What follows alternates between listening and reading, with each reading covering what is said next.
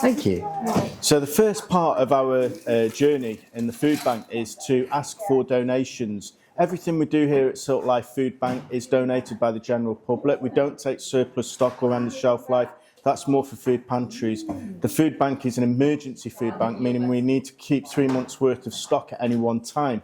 So that equates to around about 8 tonnes in our warehouse. That's to make sure that if we have a war or we have a crisis like COVID, we're able to respond and make sure that everybody gets their full content in their bag. We educate schools, businesses, general public through a shopping list. These cards go out, they're widely available in supermarkets such as Sainsbury's and Aldi's and Macclesfield. Our donation points, 19 of at the moment, local gyms, etc. and clubs. So on there you'll find that it's all ambient food. So it's things like cereals, things like pasta, things like tinned veg, tinned potatoes, tinned meats. Once we've got those collected, each week we'll go to a supermarket and we'll receive the donations. We'll go twice a week to Sainsbury's and Aldi's. They come back, they get sorted. We'll go over there now. Well, Dave and I are both volunteers, and this food, the ladies there request what they want bringing across from the warehouse over the way, and we go and fetch all of this and then bring it back, and then the ladies sort it onto the shelves and ready to go into bagging for all of the bags that are taken out to people in need as such. We do regular collections depending on what we need, dropping or bringing back, whatever the ladies need for packing, and we bring it back here and the next group does their job. We're like small cogs on a big wheel. Yeah. Very crucial small cogs though. So over here is our sorters, our sorting team, and what they do is they take the food donations as they come in and they check them for quality. So if a tin's got a dent or two and it's not suitable to give out, then we make sure that that's removed from the food parcel. As long as it's in date, it goes out over to the storage, and the storage team then will make sure that the food goes to the bagging team in a way that is shortest shelf life first, so we're avoiding food waste. So once it's been sorted, the food comes over to the storage centre where Lucy and Sue and Jen and a few others in that team will actually look at the dates, put them into the right order. The longest shelf life goes over to our warehouse, as I said earlier on, and the shortest shelf life into bagging.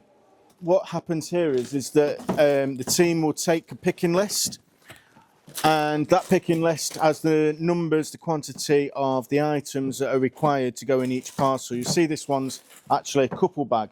We have single bags, we have family bags also, so that make sure that each person in the household has enough food to eat for 4 days. A client can be referred to the food bank for a maximum of 2 weeks before an appeal would have to be made before the referrer. That's to prevent food bank dependency and reliance. What happens within those 2 weeks? We work with the referrers to ask what's happening with that client. Are they going to get some debt counselling? Do they need housing support? Do they need an appointment with the Citizens Advice or the Job Centre? We're trying to look at the root cause of why someone would be referred to a food bank, and we're trying really hard with the agencies to make sure that it doesn't become long term.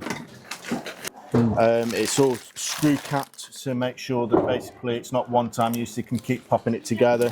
Everything in there will be ring pull, it'll be cold, no need for appliances in any way, shape or form, not even a kettle. It'll be things like multi-pack cereal, so it can be used once and then thrown away to stop pests getting into the bag. And that's what we do for us sleepers. We also do tents and sleeping bags and blankets. Just this week we ran out of sleeping bags. We put an appeal out on Amazon, and within 3 days we've got 16 sleeping bags purchased by the general public to the food bank. It's wonderful to come and see all the great work that you do for those in need in the community. It's a pleasure to have you with us. So what you're holding there is a pre-packed parcel. So we don't just randomly pack food here at the food bank. We plan it out really well. We educate people what to donate. So we're able to make sure that every parcel that goes out has a minimum of 4 days. This, what you're holding here, is a single person's parcel. If it was a couple, it would be 2 bags. If it was a family of a minimum of 4, it would be 3 yellow bags. And we colour code them to make sure that our drivers basically are able to drop them off without confusing the bags. What you've got here, Andrew, that's a meal card. and every bag gets one of those, so it helps the client put together the food that's in the bag to make it last for the 4 days. They've also got an invite to the community hub, and the community hub basically is a cafe on a Wednesday morning upstairs where we invite roughly between 30 and 40 people each week. Some will be rush sleepers, some will be hostel clients, others will be facing social isolation. And we work with them to connect them with the housing team. We work with them to connect them to citizens' advice and to counselling if required. And it's a free breakfast, and we're seeing lots and lots of people use that. Around about 200 people a year will use that service. We have 60 agencies minimum now from the health and social care sectors. And of the 2024 year, that's where we've got the most recent statistics. Confidently so, we received 1,896 separate referrals from those teams during 2024. That actually equated to helping over 3,500 people, individuals, and the number of food bags that went out was around about 3,500 packed bags like this in 2024, equating to 37 tonnes of food. Wow. Is that the same if you've got to cater for people with dietary requirements at all? That's a really good question. Let's go over to the special diets team and find out.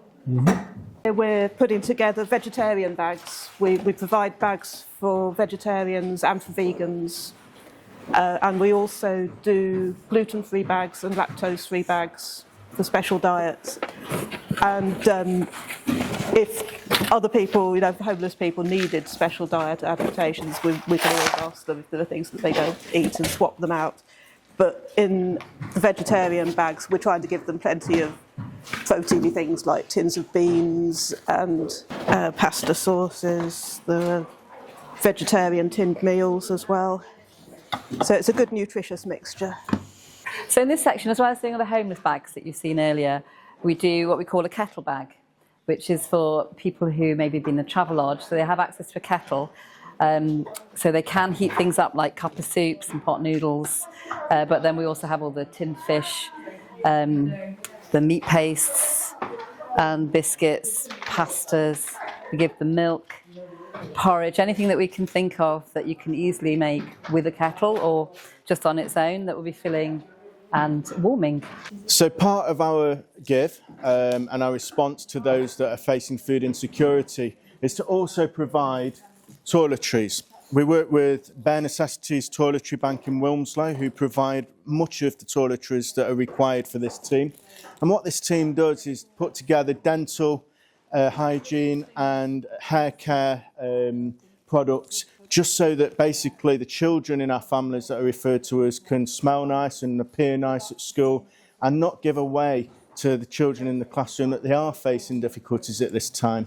You know, it's about personal dignity, isn't it? It's about the whole person as well as the actual being fed. It's about actually appearing clean as well. And also some of the parents will have job interviews and benefit appointments, etc. And they want to go to those places feeling dignified.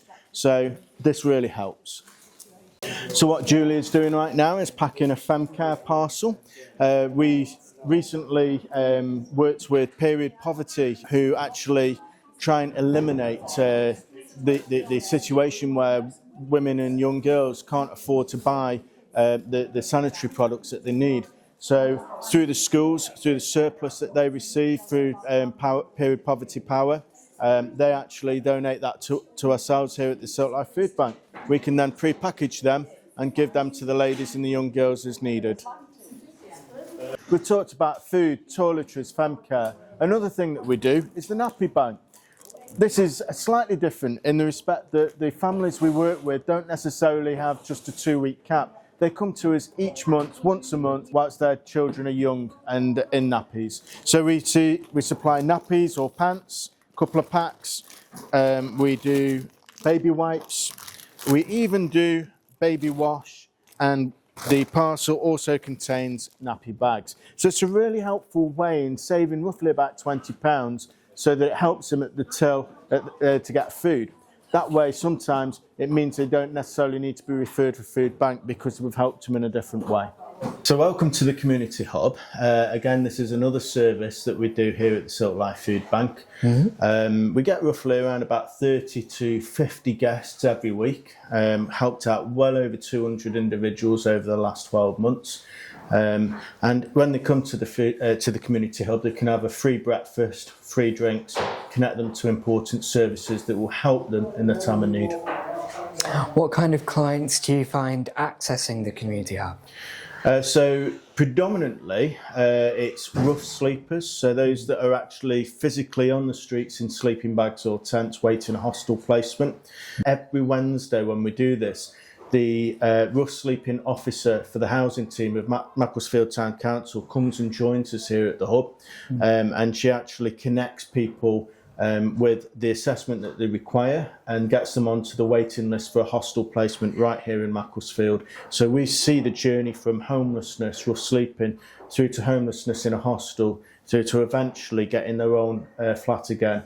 That's wonderful. I was going to say, having people come here and use the facilities, but being able to equip them with the contacts and support to get them into a better position. Yeah, I mean, right here where we're sat right now is where we'll have our kind of like one-to-one meetings. I was here the other week talking to a veteran. Another week I was talking to somebody who was going through some life choices that was challenging for them.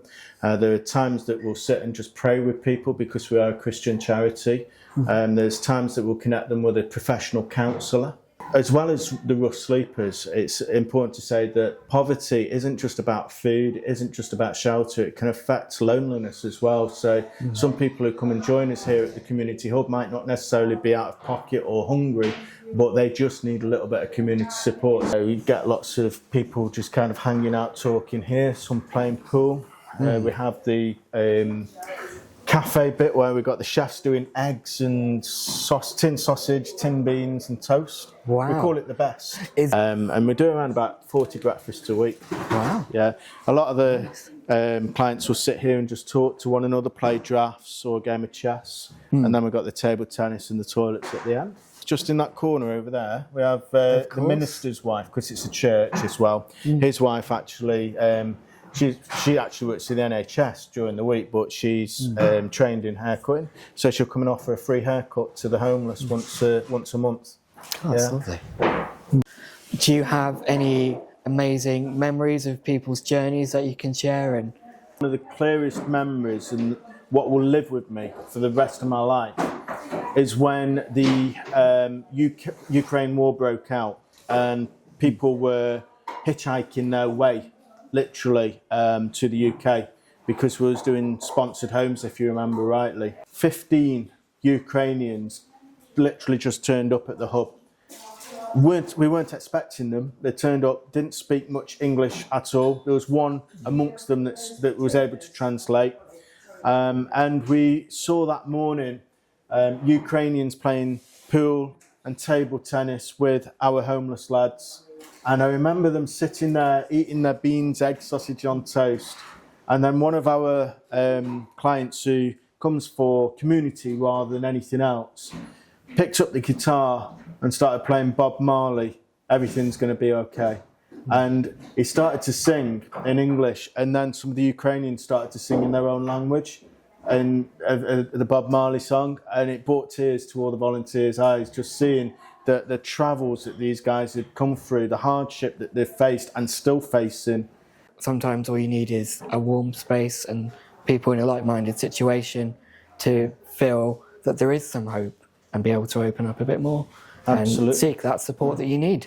Yeah, and you know what? It's down to the 74 willing volunteers that are on a rota that make this place what it is. Without the support of the volunteers, without the support of the community, without the support of independent support like yourselves, without the support of churches, we couldn't do what we do. So thank you again to everybody, and thank you for helping us to help others.